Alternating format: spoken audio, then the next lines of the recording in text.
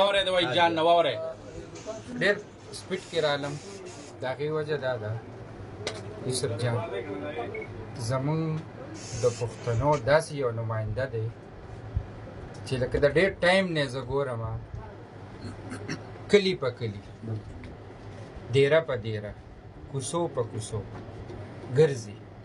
مقصد یې څه دی؟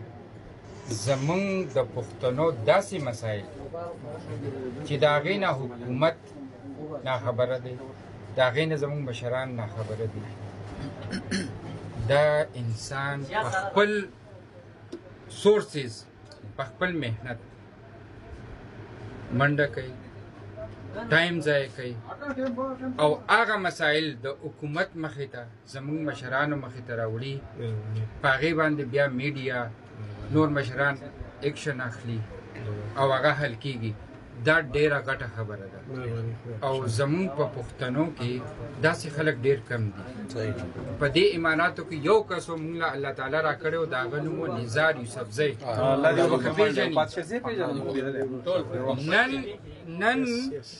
نن هغه کس مونږ مسکو پسه کې په سټیج باندې د چا به یو معمولي پروګرام و، نزار لالا به را پاڅېدو، دوه خبرې به یې وکړې، د پښتنو یو غږ و.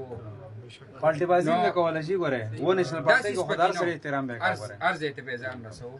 نو یوسف جان چې کله ما ته اوس ماما ووایي چې یوسف جان راغلی، یقین وکړه پته مې چې په لاره به زه څونه کیمروالم، خو ما ځان ما ورسوه. د هغې وجه دا ده ټولو سره ملاقات شوی، دا پیله ملاقات دی. او زمونږ د بدقسمتي یو څیز بل درته وایم، زمونږ دپاره زمونږ ټول افغان یو، زمونږ دپاره باچاخان څومره جیل تیر کړی؟ څومره؟ 39 years جی. صحیح ده. نن د پښتون د نیازي قوم یو لیډر جیل ته ځي، خلک څه کوي؟ د آرمي هاوس سیاست ته څومره نه بنیادي خبره ته کومه، خو مونږه د خپلو مشرانو قدر نه، مونږ د عمران خان قدر کوو، مونږ سره ولاړ یو. هغه انسان چې د پښتون د عزت خبره کوي، د وحید مطلب دا دی کنه، مطلب خبره دا ده چې یوسف جان هر پښتون لا ځان رسول دی. صرف دا आवाज دی زه د دې لپاره راغلم. دا خبره ده. ډېره